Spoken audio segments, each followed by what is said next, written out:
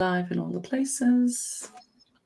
Welcome to this week's Tuesday Live, but also the How Change Changes You live chat, live podcast, because we're all about efficiency.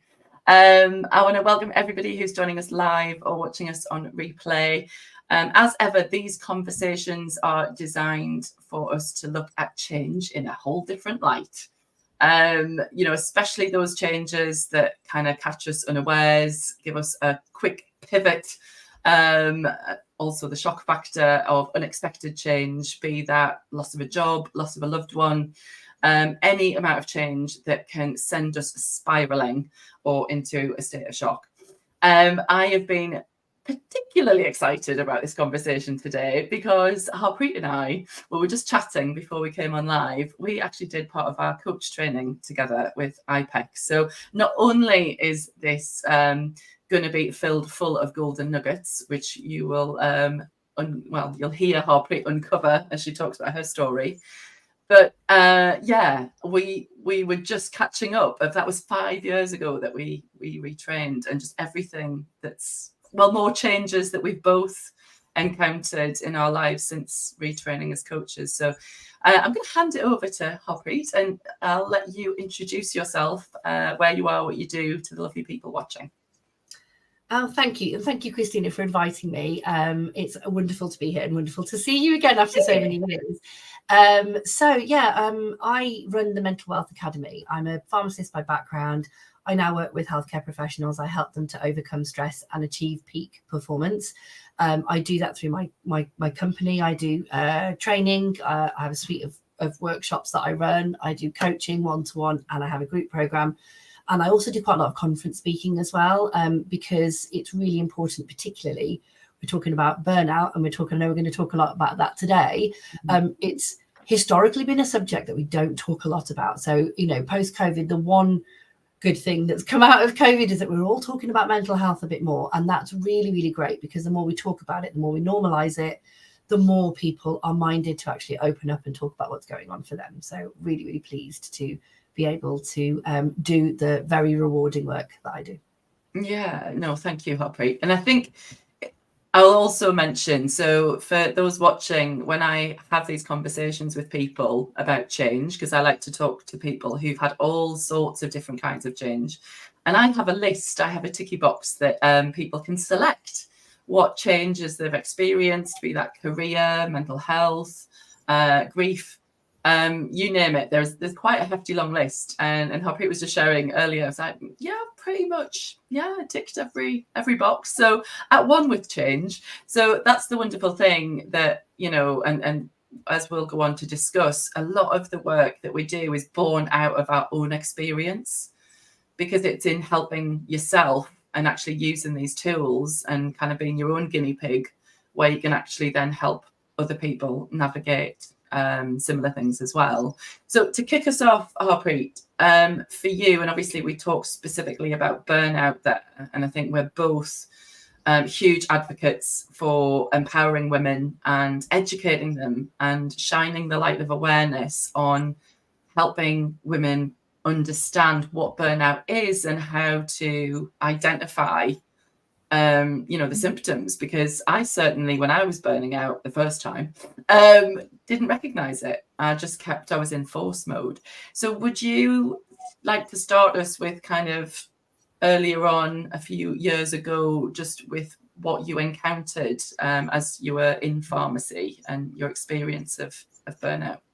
Yeah, absolutely. I did very well in my career. I was very, very fortunate. I reached a senior national position by the age of 30, and I was the youngest at the time in the team that I joined.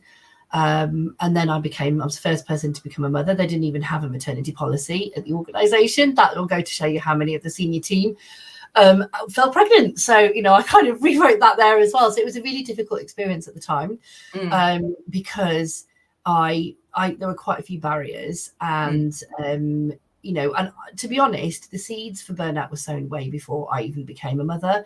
I was somebody who worked very hard. I'm a high achiever. I'm very driven, very ambitious. I take a lot on.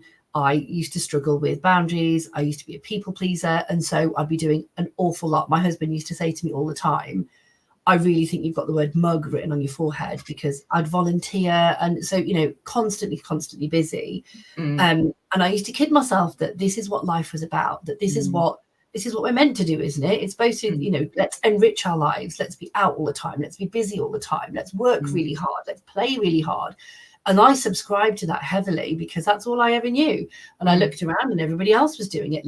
I lived in London and everybody else in London was doing the same thing. And so that's what I did. And so what had started off, I'd always been anxious, even at school. I used to be an anxious person, and I used to struggle with sleep. And so that's kind of where things started. I'd started this new job, and it was stressful, and I was struggling for a number of reasons I won't go into necessarily, but there was a number of reasons why I was struggling. Wasn't the best environment, didn't have the best boss, wasn't supported at all, and felt very trapped, actually. I'm somebody who quite likes to spread wings, and I was clipped every time I even tried to venture into anything new. Yeah. And so what started off as a bit of insomnia became, real stress. And I was stressed a lot. And then that stress became burnout, although I didn't know it at the time. And I never showed anybody what was going on. I just put a mask up and I pretended that everything was fine. And the reason for that is because I looked around, I was like, well, everybody else is as stressed as I am. What right do I have to moan about my life? So just keep carrying on. Everybody else is working hard and I'll keep working hard. And so I ignored the burnout for a while. And then I had a baby as well in the middle of that. And so I had that to kind of navigate through. I was working, both me and my husband working 5 days a week, commuting in and out of London. My poor baby was in nursery from 8 till 6 every day. I hardly ever saw him. I asked for a day a week from home and I was told no. So I didn't have a choice at the time. And it just unfortunately became burnout. I didn't really notice the signs of burnout, and then it became depression. And then one day I found myself on a railway bridge near my house, not wanting to be here anymore, genuinely thinking that I wanted to end it. And I'm, so glad that I didn't. But in that moment, Christina, I don't think I've ever felt so low in my life. And it was a real wake-up call for me. And thankfully, I didn't act upon those impulses. And I know that many people do. Thankfully, I didn't. But it was the wake-up call I needed. And I kind of, after that moment, I realised I'm not okay. I was like, can I swear? Shit, Harpreet, you're not okay. Absolutely. I was like, you need help, and you've got to sort this out. And so that was the kick, the shove, the universe pushing me, whatever you want to call it, divine intervention. You can't carry on like this, and you're going to have to do something different. And so that kick-started a process. So that was 2016. So about 2 years, 2.5 years of a process that took me. And so when you were talking about change, it changed my mental health. It changed my career. It changed my location. It changed my mindset. So that was the triggering point of so much change. And now when I look back to where I was 8 years ago, I don't recognize the person that I was 8 years ago. I'm more different. And so, I just total transformation, and now get to help other people do the same thing. Literally feel very, very blessed. Yeah, no, that's amazing. There's so much in there, isn't there, of us adopting and almost kind of being in this, on this hamster wheel or treadmill of just like, well, everybody around you is at that same pace. And so it just naturally then influences you to kind of go, well, everybody else is doing this. So like, what option do I have? It's almost like everyone's wearing the same mask of just keep carrying on, keep shoving it through, keep just, it's just that coping mechanism. But then, as we know, when that becomes long term, that's when you start to see these real dips. And it's interesting what you say about not realizing, it's almost those seeds of burnout were planted, because it was almost, as you describe it, the amount of high expectation, putting others before yourself, that like high octane achiever kind of keep going, and almost like, no, I love the pressure, I thrive on it. And then I'm sure, you know, God throwing in having a child in the mix, and then actually, you know, in your career feeling like your wings are clipped, but then you almost get more and more constricted into thinking, well, I'm trapped. And so, and only because hindsight's a beautiful thing, isn't it? Do we look back and go, oh yeah, look at that? But when you're in it, you can't see it. No, for sure. And I think the biggest learning I've taken from all of that, Christina, and so I hit on some of the things there because I see them now time and time again with my own clients. Yes. The lack of boundaries, the people pleasing, the driving. The biggest factor I didn't actually say, and that's the lack of self-compassion. And so when I stood on that, it is. And that's a big precursor to burnout, is that we keep pushing and pushing from a place of, I've got to beat myself up in order for me to get to do better. And absolutely, I'm not worthy. I don't deserve it. I've got to work harder. And wherever that criticism might have started for you, for me, for all of us, right? Whether it's parents, teachers, other children at school, it's usually when we're young, where we're made to feel not good enough. And that we cling on to for life. And I see it now. It's so interesting. I don't know if you've seen it. I watched Inside Out 2.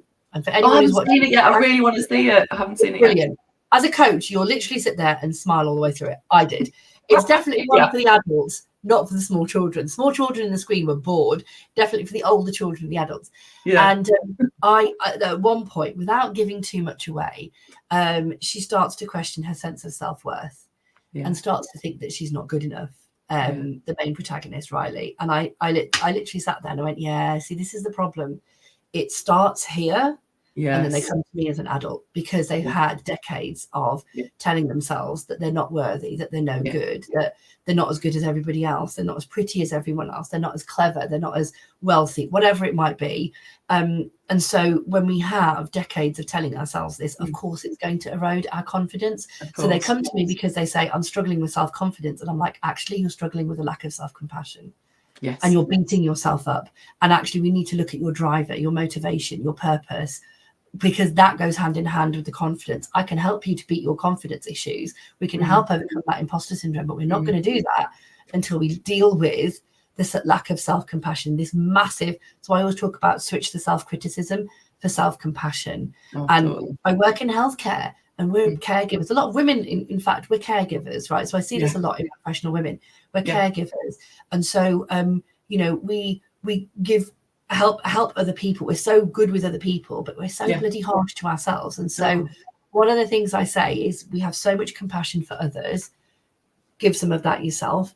And also just stop this criticism where the women are the worst for it. We are the absolute worst. We look at other people, we judge, we criticize, and then we judge and criticize ourselves. And one of the best things I've ever learned is don't criticize others, because you're just training your brain to criticize you. It's a mirror as well, isn't it? Just really? Don't do it. And it's really hard. I come from an Indian culture, and let me tell you, anyone watching this that comes from the same heritage as me, well, we are the worst for criticizing. Our parents are horrendous, and it is drummed into me, us, well, me and everyone, what will other people think, right? You can't do that, you can't say that, you can't wear that, you can't go there, because what will other people think? And so that's drummed into you from a really early age. And if anyone's grown up in that kind of environment, you're going to have a problem with self-criticism. That's what part and parcel of what happens. And so when we're thinking about that, and when I think back to that moment, even on the bridge, and, you know, I know what goes through your head when you're contemplating something like that. And I will tell you, it was all self-criticism, all of it. Oh, yeah. Harsh self-judgment. I mean, I know that, you know, we talk about like the inner critic, right? And more recently, one of the therapists I follow names the your shitty committee, which I think is quite fitting. And because you can imagine them all sitting around a table going, well, you didn't do that right, did you? You didn't do it. And who are you? And questioning. And I think it is that thing that, and I'm not sure why, whether it is conditioning or societally as well. And I think it goes beyond that. I don't know whether we worry that if we don't berate ourselves, then we'll just not do anything, which is just totally not true. That we need to almost flog ourselves in order to kind of get those returns. And similarly to you, I think what I see with a lot of women is that they they carry this guilt of not giving enough, when actually they are overgiving to the point where they're depleted. And we both know that, that lands us right smack bang in resentment. And that's draining. That saps you of your energy, like big style. Yeah. Big style. Do you know, Absolutely. I was just reaching for, you'll remember this, and I'd lost it for a while and I found it again. When Harpreet and I did our training, this is one of the things that they gave us, and you'll see on the front it's got problems. So when we're talking about judging and criticizing, we focus on what the problem is, but on the other side is the word solution. And I came across it. It's jade. It's beautiful. It's actually very good for massaging. I now use it for multi-purpose. But I look at that, and certainly it's the most simple thing, isn't it? But I think just to recognize and bring awareness to, what am I focusing on? Am I focusing on something I'm being a problem, or actually giving yourself the compassion or looking at the light, the potential, isn't it? Yeah. Oh, absolutely. And I think that, and the more you do this work and you understand about your own internal stress reaction and what triggers you, what that feels like, how you can then put in steps to self-regulate and cope better. That is part and parcel of it, is actually leaning into, I've been triggered emotionally, I need to, and rather than stuffing it down and putting a mask of capability, which is what I call it, the mask of capability, putting that on and carrying on, excuse me. So yeah, instead of doing that, it's about, okay, I'm going to lean into it. I'm going to lean into whatever the trigger is, and I'm going to actually work through it, and I'm going to process it. And once I've processed it, I can then make a choice. For me, it's choice. So just as that thing, it says problem versus solution. I really wish there was a third edge that said choice. Yeah, of choice. You can, You can choose to stay within the problem, or you can choose to focus on the solution. And during COVID, which just happened to coincide with the time that I left full-time employment and decided to start on my own. Not the best thing to do in the middle of a pandemic, but hey ho. I wrote the word choice on a big piece of A4, and I used to have it here just above my screen, and I used to look at it all the time, and I was like, Harpreet, you have a choice. You do not have to stay in the suffering that you're in. No. And sometimes when you're in that suffering, you don't know. When I was on that bridge, I didn't know I had a choice because it didn't feel like I did. But I did. And if I knew then what I knew now, I probably wouldn't have ended where I did. But part of me needed to go through that, I think, in order for me to do what I'm doing now. I wouldn't be doing that. I had to hit my own rock bottom before I could help prevent other people from sort of hitting theirs. But that word for me is the most important word. It's up there with I can and I am, like the most empowering words. I can and I am. I have a choice in everything I do, in everything I think. I have a choice. So when we say I haven't got a choice, I always challenge you. And I'm like, really? Really, haven't you got a choice? It's not true. You're telling yourself you haven't got a choice, but there's always a different choice you can make, but you're choosing not to take it for whatever reason, right? So we always have that choice. And so I think that's really important and empowering to anyone who might be feeling like at the depths of, I can't do this. I'm whether it's grief, whether it's, something else that they've had a loss of, or whether it's a big change that they've got coming up. I can't do this. I can't cope. Yes, you can. Yes, you can. Yeah, you can surprise yourself. I think a lot of what we go on is looking at kind of past events, and thinking maybe what we haven't done yet, but we're constantly growing, we're constantly adapting and changing. And I think that's what, when we talk about resilience, I think sometimes we think about resilience being this like hard kind of a bounce back and the hustle. But actually, to your point, when you were talking about self-compassion, and I'm thinking specifically for myself, I had to give myself huge self-compassion, given a lot of the change that I'd gone through after I lost my dad and everything that I had to encounter with that. But still, I know like a lot of this stuff, right? It's what I live, breathe, and eat. But when you are feeling very, very emotional, it can cloud your judgment. And I think it is just to give yourself the grace and space to kind of go, do you know what? I'm hurting and that's okay, rather than just deny it. Right there. Another 3 important words. Those 3 important words, and that's okay. I'm feeling stressed, and that's okay. I don't think I can cope, and that's okay. I'm feeling really upset. And that's okay, right? We've got to give ourselves the out. That's the problem, is when we're telling ourselves it's not okay, because you can't possibly be upset, and you can't possibly be low or down or stressed or anxious. And that's what I was telling myself. You can't be anxious. Everybody else around you is doing well. So what's wrong with you? You know, you're not as good as they are. You're weak. There's a problem with you. And that's what I was telling myself. And that wasn't my voice, by the way. It's voices that I'd grown up with that have stayed with me.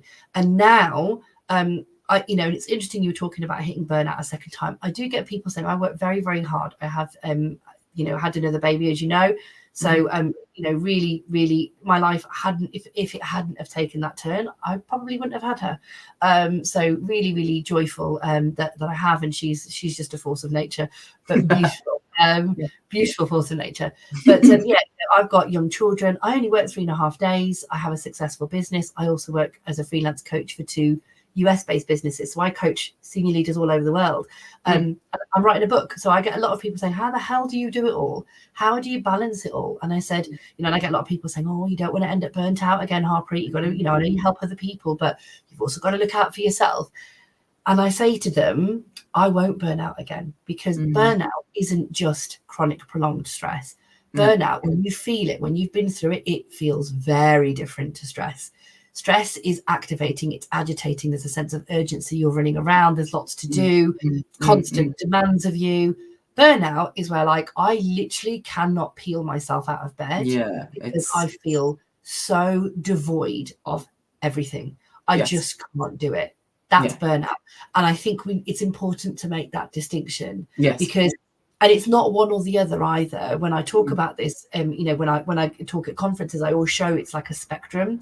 Like stress is on one side, burnout's on one side. And I'm like, listen, look at the different signs and symptoms. Look at what it feels like. Only you know yourself where you are. Are you more towards stress, or are you more towards burnout? And, you know, if you are more towards burnout, I'm going to give you some tips on how you can sort of start to address that. And it's the kind of help that I bloody wish I had 8 years ago. It's that's why I do what I do. It's what drives me is I don't want anyone to ever end up on a railway bridge because of work, because work has made them feel so damn low that they've ended up on a bridge. Like, it's just not okay in this day and age. So it's what drives me, is that exact thing, is that, you know, we don't have to end up there, and there is a different way, but we need to understand, am I stressed or am I actually in burnout? And burnout looks and feels very, very different. No, I think it's a really important point you make, because I think a lot of the work that we do, certainly within energy leadership, right, is understanding the mind-body connection as well. To your point of stress, not all stress is bad. As we know, stress is activating. Stress gets us to do a lot of great things. But when we're in this prolonged state, and then we are chronically there, and the amping up of self-criticism and just that more constricting and longer term of living in that, I certainly can remember, you know, that feeling, as you said, just being like drained of any energy whatsoever, like to the point of just totally disconnected, totally numb. There was no energy to be agitated. It was just, I was empty. It's like your energy level just falls through the floor to the point where it's like you're past depleted. It's, you know, but obviously we want to try and prevent that, right? Exactly. And I think the important thing to state here, and obviously I know you talk a lot about grief, and, you know, you can almost sort of, I don't want to use the word excuse it, but understand it, I suppose. Is that because it's a kind of different kettle of fish in a sense. It's a big life event, you know. If you've lost someone in your life, if you've lost a relationship, you've lost a job, things have changed, right? That is a big event for me. And I say, this is another thing I always say, is it wasn't a big event. It wasn't a big bang. It wasn't that something happened and suddenly I became really stressed and burnt out. It crept up slowly. Incremental. It started off as a bit of insomnia, then it became a bit of stress, then it became burnout, then it became depression. And this is the thing, if you leave it unchecked, burnout will result in depression. You cannot feel that devoid of energy and it not affect your mood. It will. You know, and when you've got those hampering thoughts in your head all the bloody time, it will impact your mood. Of course it's going to. So yeah, I think it's just we have to be really mindful that it can creep up on us. It is incremental, and so that's why it's important to employ healthy coping mechanisms now. It's what my focus of my work is. Listen, there are things that you can do for yourself, and I don't just mean doing a bit of mindfulness or going and doing yoga or doing cold water swimming, because the health benefits of that are fantastic, and they're all well and good. But we've got to figure out what's going on in here first and foremost. Is where is this coming from, right? The inner critic, the lack of confidence, the lack of purpose. That was another problem. I knew I was in a job I hated. I was in an industry that I just thought, I don't think this is for me. And I don't know what else to do. And I'm trapped. And I get this a lot now with people that come to me. I don't know what to do next, Harpreet. I need the salary. We've got mortgages and everything else. So I can't drop. I can't retrain. What do I do? What do I do now? And it's because they're living a life that's lacking purpose. And when you find purpose and you're following your passion, it is the most incredible, as you know, incredible thing I can't even put into words. I was thinking it the other day. I thought if I didn't have to work, I saw somebody very wealthy came in to the cafe that I was in, and you could just tell she had this air of wealth about her. And she pulls out, she had this big roll of money. No one even carries money these days, but she had this big roll of money.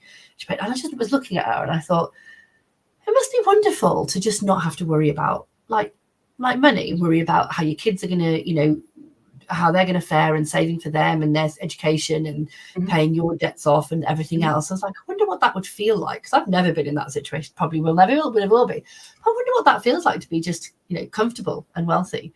And then I thought, actually, if I was comfortable and wealthy, what would I be doing with my time? And then I thought the same thing I'm doing now, because I absolutely love it. It wouldn't matter to me that I'm not making lots and lots of money from it if I wasn't, in comparison to my great wealth.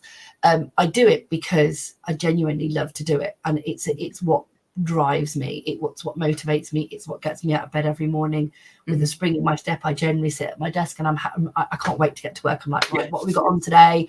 What are we doing this week? Love it. Absolutely love it. But that's a life that I've created for myself, and I couldn't do it myself. There's been a raft of coaches and mentors that have helped me to get to where I am, because I couldn't see it for myself 8 years ago when I just felt low. So it is something, it's a constant, you said, it's constant growth, constant investment in yourself. The money I make in my business goes back into the business. It goes back into the business. It goes back into me, constantly evolving, constantly working, growing, learning more, and trying to get to the next level. And so when people ask me that, and I'm like, you've got to be willing to put that faith in you. Yeah. If you want to live a purposeful life, you've got to put the faith in you and in what your purpose is. Absolutely. Absolutely. No, I love what you just said there, and the passion just radiates from you, Harpreet. And I think that's why people, you are making such differences to people to reach their hearts, right? So they're not just hearing you intellectually, which I'm sure they are as well, but that's the truth of, I've lived this and I don't wish it upon other people, because there's preventative ways that we can do.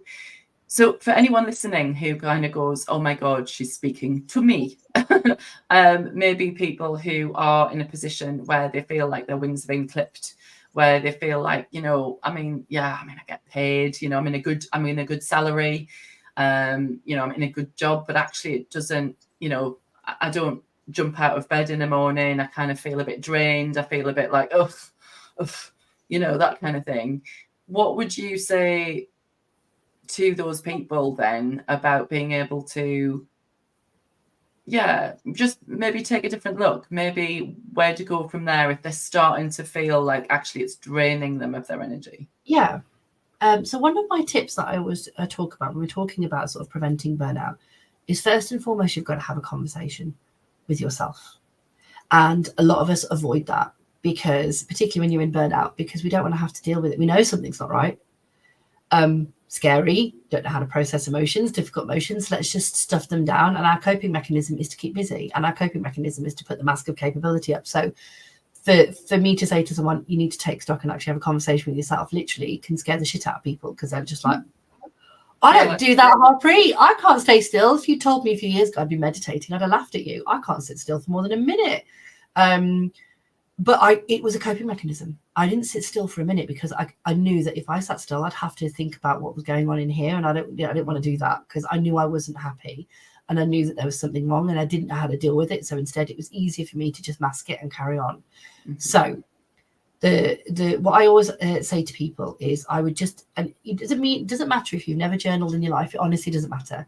But this is a good thing to write about because it gets it out of your head. And at the minute, it's in your head, probably buried deep, and you don't know what like how to access it. So I would say just get a notepad or a piece of paper and just write at the top, what is causing me to feel this way?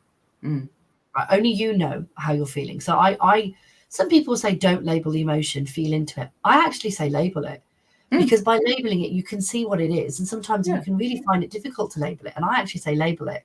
What are you feeling right now? Is it upset? Is it disappointment? Is it hurt? Is it I can't cope? Is it stress? Whatever it is, label it and say, this is what I'm feeling right now. And then what is causing me to feel this way? And just be honest. Lean into it and be honest. And you've got to create the environment, by the way, that you can have this conversation with yourself. So perhaps doing it at tea time with the kids running around and, the dog running, like it's probably not the best time to do this. Create the time and space. For me, I like to be near water and I like to be in a cafe with music in my ears. I will play classical music just because, or meditation music, because that's what I like. And I'll write myself a difficult question like that and then I'll just see what comes. And so I try not to, like, phone will be out of my reach. I'm on my own. I like people watching. And so that's kind of my time to think. So what's causing me to feel this way? Create the time and space for you to ask yourself that question. And then on the next page, what do I want to do about it? Not what do I want to do about it? Because the likelihood is you start with a conversation with yourself and then you're going to have a conversation with somebody else, whether it's your boss, whether it's your partner, whether it's somebody else in your life. There is going to have to be a conversation with someone else to say, hey, listen, I am struggling right now. And that's okay. Remember, and that's okay. I'm struggling right now. And I think I'm going to have to make some changes. And so for me, we quit London. I quit my job and I started something completely. I started coach training, and then I left full-time employment. So, lots and lots of change. So there will be changes that you need to make. But you've got to give yourself time and space to really think about it and just be honest and own it and say, actually, I think this is what's going on. This is what's causing me to feel this way. What needs to change? It's this. And if you're stuck in that place where you're thinking, I need to make a change, but I don't know what to do next, and I don't know what's available to me, work with someone. Whether it's someone like me, like you, with anybody, just work with someone. It's the one thing I wish somebody had told me 8 years ago. Do not suffer in silence by yourself, Harpreet. Go and work with someone. And at the time, I was working with a counsellor, but the counsellor wasn't right for me. What I needed was a coach. And I realised that in 2018, just before I started IPEC. It's what drove me to coaching, is because I had such an amazing experience, life transformation experience with coaching, that I thought, I want to give that to other people. And that is what then drove me to do what I do now. So I always say, work with a professional, whatever that professional looks like. You've got to find the right fit, haven't you? I think it's really magical what you have shared there, that I think sometimes people, and especially if we're in that heightened state of like something's wrong, but I don't want to go near there. So we're dancing around the void. We are in avoidance. That actually that pressure starts to build more and more and more if we tell ourselves that I just don't know where to start. I think it's a really powerful exercise, but it's so simple. I think some of the most powerful things are actually the most simple, which is you've got to slow down, as hard as that is. And I love what you talk about with the mask of capability.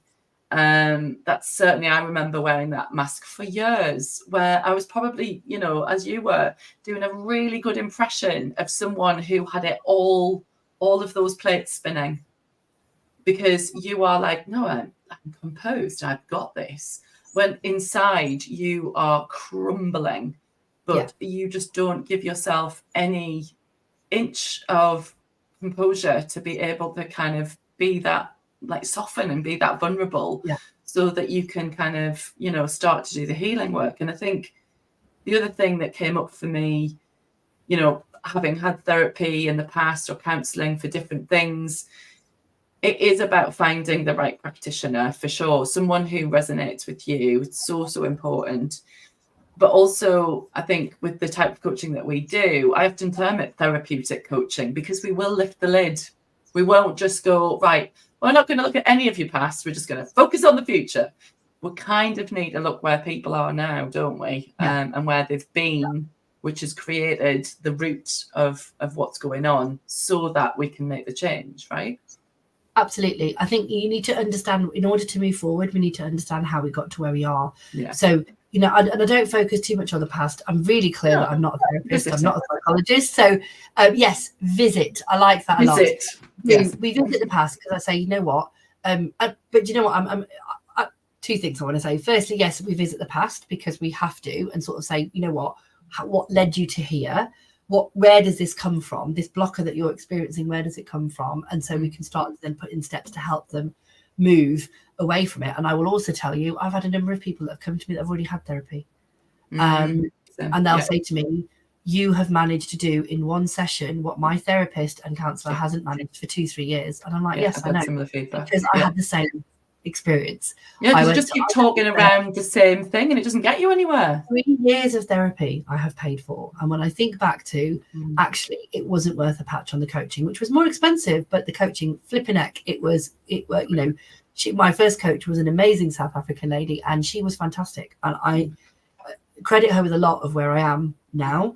But as I said, I still have a coach myself. I have a coach and I have a business mentor, because I think you have to, this constant evolving. And that's just something I've chosen to do for my personal development and growth. Is to get to the next level and to get to the next step, I need somebody who can help me be objective. It's so difficult. Oh my God.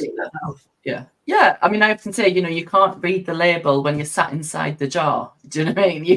You need that objectivity. Oh, I like that one as well. I'm totally write that one down. Absolutely. You can't read the label. I'm going to write a book of analogies. But like you say, I think it just helps, because these subjects can sometimes be a bit dry and serious. And I think to kind of create pictures and visuals and humour as well, to help you understand things at a deeper level, so that you can start to kind of go, yes, I have a choice. You've got the light of awareness in there. When you talked about, obviously, kind of looking back, what do you think, certainly coming out of that realization that you had the mask on, the realization that something needed to change, what were some of the key things that you kind of learned about yourself in that journey? I'm smiling because in our coach training, if you remember, we were given an exercise where we had to go and ask at least 10 people that we knew to describe us in 3 words. Yeah. And so we sort of gave our words, didn't we? And then you had to go and get everybody. And I remember, I think I put it on Facebook at the time, and I just said, listen, I'm in this thing and I could really do with some help on this. And the word tenacious came up a lot. And I just thought, I don't really identify with that word. Had to look it up, to be honest. I was like, do I have the right meaning of this word? Because I'm not sure I do. And I looked at it and I went, tenacious? Really? People think that about me? That's one of my strengths. Like, I would never have ever put that together. Now I say I am. Now when you say to me, what are one of your strengths? Tenacity is one of them. And I am incredibly, and not, I used to say I'm ambitious. I'm not, I'm purposeful. And there's a difference. Oh, nice. So, yeah, it's, so what have I learned about myself? I'm incredibly tenacious. I'm very driven. I'm very purposeful. And that I had told myself 8 years ago that it wasn't possible to live a life of joy. I was wrong. And my values, when we did values work, at the time, has completely changed. I was all about excellence and integrity, and I still had the fun in there because I'm all about the fun. But now it's more about passion and joy and fulfillment. And authenticity, you talk about your authentic action coaching, right? Authenticity. I remember when you picked the name and I thought, wow, that's really good. I don't feel like I'm being authentic. And I love the fact that she is. I remember thinking that when I saw the name. And so that's one of the things, that's one of my most important values. I'm incredibly authentic. I'll post about the crap days just as much as I post about the good days. Yeah, which is amazing. We all have it. Yeah, and I think that's so important too. And I love the word tenacious, absolutely, and it makes so much sense. And that the nuance between kind of that ambitious but purposeful. Purposeful feels so much more, I don't like, deep and kind of expansive. It feels just like a force, like, but a force for good. And yeah, I mean, it is. yeah. You're absolutely right. And it's a force that comes through me. It's not something that I'm doing. It genuinely channels through me. So when you say, oh, you're really passionate, you can feel it, that's because that's the force that comes through me. It's what I was put on this earth to do. I know that now. Yeah. And the funny thing is, I've always known that I was good at speaking and good at training and good at helping people. But I didn't put 2 and 2 together until sort of 2018, 2019. And I'd known for years, but I was scared. The thing was, I was scared to lean into it. And I heard my parents' voice: you can't make a living out of that. Yeah. You need to go to university and to get your pharmacy degree and work in pharmacy. That's what you need to do. And I don't blame them, by the way. That's what most parents would do. Yeah, that's what most parents would do. And at that point, if I'd said, oh, I want a career in speaking or whatever, they would, like, well, what's that? I mean, it's much more prevalent now, but at the time it wasn't. No. And I feel, do you know what? I took something out and I thought, I want to show this if the timing is right. And I feel like it's the right time now. So in the module that Christina and I did together, we played this game called the E-Factor game. Do you remember that? Where we were all we were all basically given cards, and we had to. It was a metaphor for the game of life, right? Yes, and how we approach this game is how we approach life. Super could not be more true for me, by the way. I was really influenced heavily by others, and I realized that that's what I do in life. I was heavily influenced by others, and that's why I had to break out and do my own thing. Yeah. But we were allowed to take a card home with us, and the card that I chose, and that has been on my whiteboard since 2018, which I only took down this week because I don't need it anymore, was this. Can you read that? Oh my God. Yeah. Because that was the one that I really resonated with me at the time. And they take a card that really resonates with you. And I had it up here and I've had it up there for years, because it was fear that was holding me back. It was fear that was driving me. Even in the success that I've had, I've still had flipping fear. Of course. And I choose not to be driven by fear. I choose to be driven by purpose. And I've set myself an incredibly big target. And so what I did was I've lent into what I think I'm here to do. Yeah. And I've put it on paper and I took it up. I took this down and I've replaced it with that. Oh, I've got goosebumps. That's powerful. No, I love it, because you're doing it. Yeah, you're doing it from a standpoint of actually, we're never going to get rid of fear. We're never going to get rid of it. But I think we need to befriend it. And, when you talk about self-compassion, I think a lot of the time, the more we try and push something away, what you resist persists. And that's the same with emotion. That's the same with kind of, the very thing that the shitty committee, they're just trying to keep us safe. That's all they're trying to do. But I think part of this work is to reparent yourself, to kind of go, well, how true is that? Like, how true is it that you cannot do X, Y, and Z? Like, you thought you couldn't do that, but you did it. And you thought you couldn't do that. Do you remember? You thought you couldn't do that, and you did it. So I like to approach it sometimes as a bit of a game, to your point, that E-Factor game. As you have choices within the game. You have another card to pull, and realizing that you have the belief that you don't have any other cards is false evidence appearing real. Like, that's what fear is, isn't it? Absolutely. I forgot about that false evidence appearing real. Yeah. You're right. It is. And I'm tenacious, so I feel the fear, but I do it anyway. But I want to, I don't, when moving forward, it's about coming from a place of not, I'm fearful, but I'm going to do it anyway. But actually, I'm choosing. One of the biggest lessons I've learned this year, this has been my biggest growth for this year, right? We know that physiologically, fear and excitement feel exactly the same in the body. In frequency. Right, it's exactly the same. You get you're nervous, and you've got the anxiety, and you've got the pit of fear in your tummy, and you've got the butterflies. It's exactly the same. What lies between that thin line is choice. So I'm choosing. Hence why I took down the card, and I went, I'm choosing to come from excitement, not fear. I'm coming from, I know that this is coming, and I'm excited for it. I'm excited to see what's going to happen, and I'm excited to see how I'm going to be challenged and pushed. And don't get me wrong, there are days when I think I can't do this. What have I done? This is a big mistake. I shared my big vision with a friend yesterday, and she went, "Flipping heck, that's a big apple, isn't it?" And I said, "Yeah, but if your dreams aren't big, they're not enough to scare you. They're not big enough. Yeah. Have a big dream. It should scare you." It is. Do you know something I want to point to though towards that's come up for me as you were talking there? It's almost building that capacity to be able to lean into the fear, because I think one thing I realized, and this was when I was kind of very much in my grief, because I had to hold my business back when I was looking after my dad, and so a lot of the time I felt, it was hard for me because I was caring for a loved one, but I also felt resentful because I was literally having to put my life on hold in order to, and that battling with that was enough. But what I realized was I didn't have the capacity. I needed to fill my cup up again in order to draw that fuel from that well to be the tenacious person I wanted to be, because I was trying to put the accelerator pedal down. I had no fuel. It was like I had no. So I guess, with that said, it is about that awareness of whatever you're, and everybody's different as well, but having the awareness of actually being able to know to build that capacity so that you can take from without depleting yourself to such a degree that, you kind of overexert yourself. It sounds like you're ready now for that next expansion. Yes, scary, but listen, if you don't try, you never. And literally, my own saying is, if you don't go, you'll never know. I'd rather go, and if it doesn't work out, that's okay. That's not.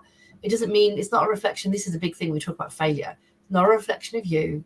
It's not a reflection of your capability, right? And we shouldn't fear failure. Actually, it's part and parcel of life. It's how we grow. It's how we learn. It's how we move on. So, anyone who ever follows Stephen Bartlett talks a lot about failure. A lot of successful people do. You might have seen Roger Federer recently talked about how many shots he missed versus how many he won. He only won 52% of all points in his entire gaming history, which he's one of the most decorated tennis players of all time.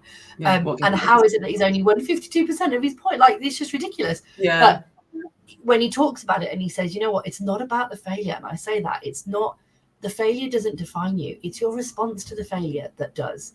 Yeah. It's about how you process it and move on. And his particular way of doing that was, he said, I never ever thought about the point that's just gone or the point that's just about to be played. I just focus on all the ones that are coming in the future. I'm just focusing on right here, right now, on what's going to happen in the next literally like 10 seconds. Like, what am I going to do on this point? Forget the ones that are coming in the future. Forget the ones that have already gone. It's just this one right here, me and this point. That's all that matters. And I love that as a metaphor for life, right? Yes. It's me and this point. It's me right now in this present moment. That's all I can control. Let's forget ruminating about the past. Let's forget worrying about the future. Let's just focus on where we are right now and what step do I need to take and who do I need to be today? How do I need to show up in order to get what it is that I want? Yeah. That's the main thing. And that's what, again, helps with that stress and burnout, is because a lot of the time we're worrying about things that have already happened or that are yet to happen. It's that unconscious drain. I think we carry so much unconsciously that we're unaware of. And for anyone listening, Harpreet and I were also talking about, so we're both master practitioners of something called the Energy Leadership Index Assessment. And we were both saying that as coaches, because we obviously have trained with many other coaches who use lots of different tools, but this is a tool that we use as a pivotal insight tool because it allows you to lift the hood and go, right, 90% of our behavior is driven by our unconscious mind. It's what's below the water surface of your iceberg that actually is hugely influencing the way you think, the way that you feel, and the choices that you make. So I think to be able to kind of do that and know that you have somebody that will hold space and help identify what's going on for you, you can start to unearth, right, these are the things that are just I'm dragging around with me and they are draining me. What do you need to kind of cut off and let go to kind of give yourself the space to start to rise? Yeah, that's it. That's exactly it. And I think that, it is, and a lot of us lack that self-awareness. And so that's why you need sometimes somebody on the outside. Well, we all do.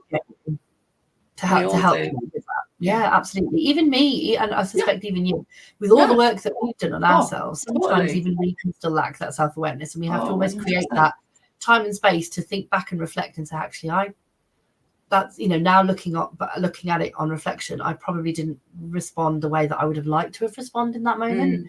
And that can be really helpful as well. Yeah. To it. And just letting things go. I think one of the biggest lessons I've learned as well, and one of the biggest lessons I learned through IPEC actually, is letting go of expectations from others. It was a big one for me. Expecting, and same with a lot of people pleasers. You do things because you expect other people to do the same for you, and then when they don't, it really hurts. It breaks your heart, because you think, do you just not care? And it's not that they don't care; they're just not you. Yeah, different values, different priorities.